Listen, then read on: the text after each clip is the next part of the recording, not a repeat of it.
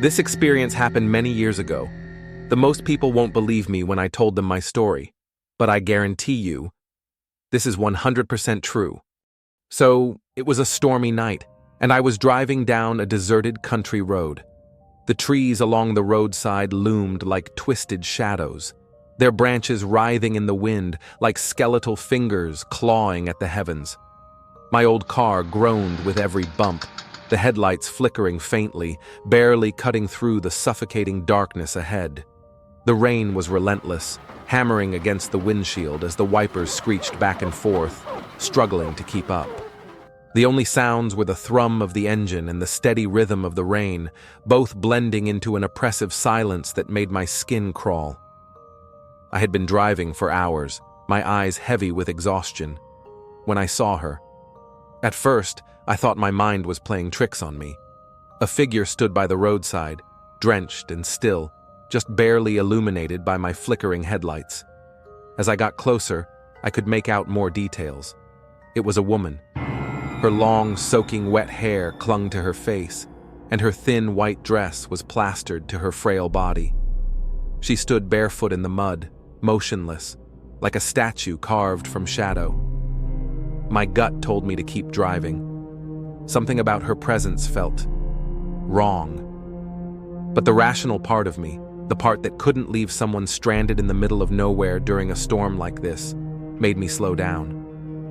I rolled down the window just enough to speak to her. "Do you need help?" I called out, my voice barely audible over the storm. She didn't respond, didn't even flinch. She just slowly raised her head, and that's when I saw her face, pale, expressionless, and unnervingly still. But it was her eyes that froze me. They were pitch black, as if the darkness of the night had seeped into her soul, swallowing every hint of light. A cold wave of dread washed over me, and for a moment I thought about driving off. But then she nodded, just once, and walked toward the passenger door. I hesitated. Every instinct screamed at me to leave her there, but my hand betrayed me, unlocking the door.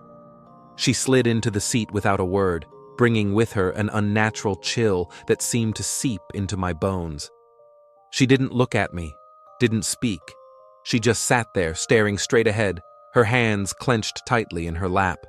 The silence was unbearable, but I forced myself to speak. "Where are you headed?" I asked, trying to sound casual, though my voice wavered. No response. She didn't even blink. That's when I noticed her hands. They were filthy, the nails cracked and packed with dirt, like she'd been digging. My throat tightened as my mind raced, trying to make sense of what I was seeing. The car felt colder with every passing second. The faint scent of decay crept into the air, subtle at first, but growing stronger. I gripped the steering wheel so hard my knuckles turned white.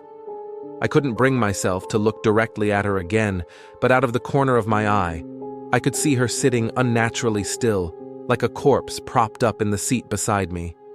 And then, just when I thought I couldn't take the silence anymore, she spoke. Her voice was low, almost a whisper, but it cut through the air like a blade. "You shouldn't have stopped." Her words sent a shiver down my spine. My hands gripped the steering wheel so tightly that my fingers ached. "What do you mean?" I asked, my voice trembling. She didn't respond. Instead, she turned her head slowly to look at me. I dared to glance at her, and what I saw nearly made me lose control of the car. Her face, it wasn't human anymore. Her mouth stretched unnaturally wide, her lips curling into a grotesque grin, exposing jagged, yellowed teeth. Her black eyes seemed to pierce straight into my soul.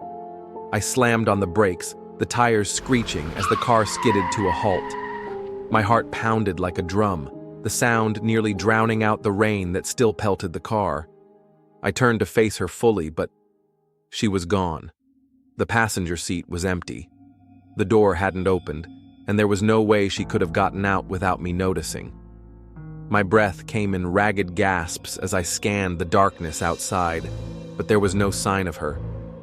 I sat there for a moment, paralyzed by fear. Then I told myself it had to be my imagination. Exhaustion, the storm, maybe even something I ate. It was all messing with my mind.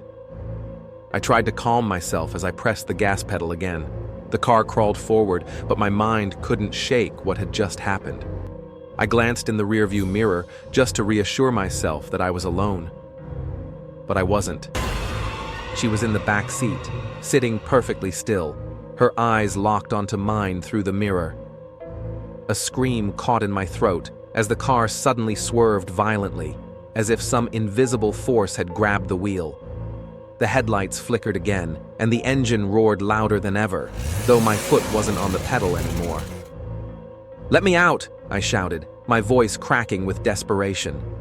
She tilted her head slightly, that grotesque smile spreading wider across her face. Then she leaned forward closer to me. Her cold breath brushed against my ear as she whispered, "You shouldn't have stopped. Now you'll never leave." The last thing I remember is the sound of tires screeching and glass shattering as the car veered off the road. When I woke up, I was lying in the middle of a field. My car was gone. The storm had passed, and the moon hung high in the sky, casting an eerie glow over the landscape. I tried to tell myself it was just a nightmare. But when I touched my face, I realized my skin was ice cold, and my clothes were soaked, just like hers had been. To this day, I don't know what happened that night. But every time I drive down an empty road, I can't help but glance at the rearview mirror, terrified that I'll see her sitting there again.